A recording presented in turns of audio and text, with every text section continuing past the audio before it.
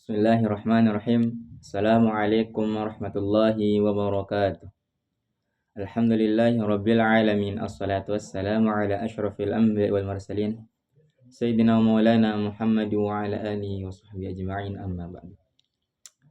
Yang terhormati Al-Ustaz Syamsuddin Sirah selaku dosen pengampu mata kuliah akhlak tasawuf. Pada kesempatan kali ini saya akan mempresentasikan 10 artikel dengan judul Hakikat dan Peran Tasawuf dalam Kehidupan. Yang pertama, hakikat tasawuf mendekatkan diri kepada Allah.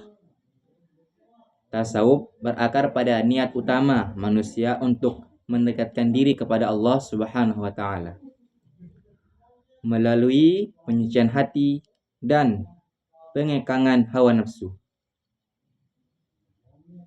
Ia bukan sekedar ritual atau hal mistis, melainkan proses spiritual untuk mencapai kesucian batin dan kedamaian jiwa.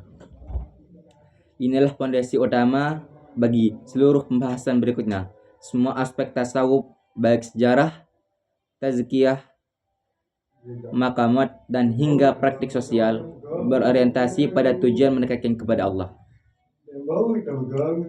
Yang kedua, sejarah tasawuf, masa Nabi hingga perkembangannya. Tasawuf tidak muncul secara tiba-tiba, melainkan berakar dari ajaran Nabi Muhammad SAW, terutama dalam dimensi ihsan, yaitu beribadah seolah-olah engkau melihat Allah dari masa sahabat hingga abad pertengahan. Tasawuf berkembang menjadi disiplin spiritual untuk menjaga kemurnian ibadah di tengah arus duniawi. Sejarah ini memperlihatkan bahwa hakikat tasawuf telah hidup sejak zaman Rasul dan menjadi landasan bagi tazkiyatun nafs. Yang ketiga, tazkiyatun nafs, kunci pembersihan jiwa dan tasawuf dalam tasawuf. Setelah memahami hakikat dan sejarahnya, inti praktik adalah tazkiyatun nafs, yaitu penyucian jiwa. Seorang salik harus membersihkan diri dari sifat-sifat tercela seperti riya, takabur, dan cinta dunia. Inilah langkah awal menuju maqamat dan ahwal. Tazkiyatun nafs menjadi jembatan antara kesadaran spiritual dan proses perjalanan rohani yang lebih tinggi. Yang keempat, maqamat dan ahwal, tahapan spiritual dalam tasawuf. Dalam perjalanan spiritual, seorang sufi menempuh maqamat atau bisa disebut dengan tahapan seperti taubat, zuhud, sabar, syukur, dan tawakal. Di sisi lain, ahwal adalah pengalaman batin yang Allah karuniakan kepada mereka yang tulus. Tahapan ini merupakan konsekuensi alami dari tazkiyatun nafs dan menjadi jalan menuju tujuan akhir tasawuf. Yang kelima, jenis-jenis tasawuf, akhlaki, falsafi, dan alami. Akhlaki, falsafi, dan amali.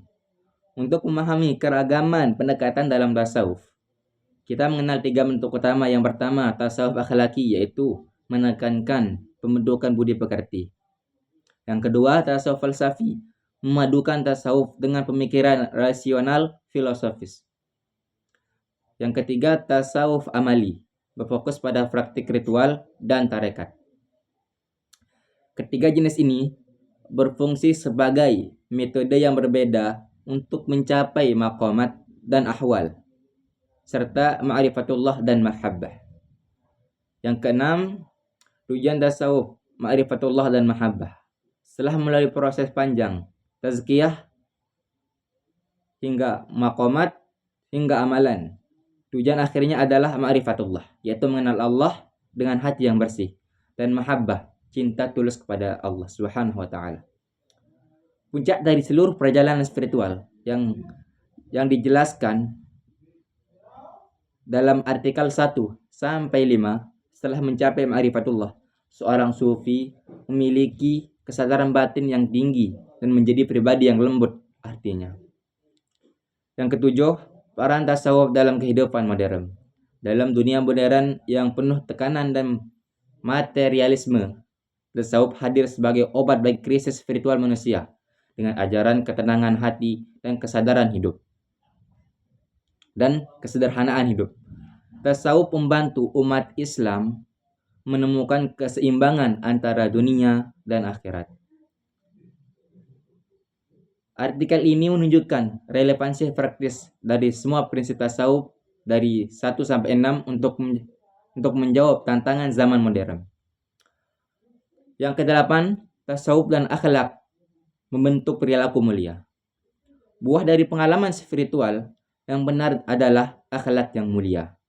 Orang yang telah menempuh jalan tasawuf akan menampakkan sifat sabar, jujur, dermawan, rendah hati, dan kasih sayang. Ini merupakan manifestasi nyata dari ma'rifatullah dan mahabbah dalam kehidupan sosial. Yang kesembilan, kritisme terhadap tasawuf dan penyesatan. Tasawuf sering disalahpahami dan dikritik karena adanya penyimpangan dari sebagian kelompok.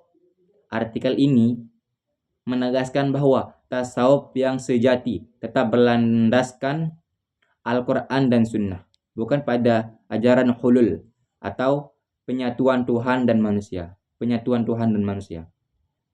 atau kultus individu.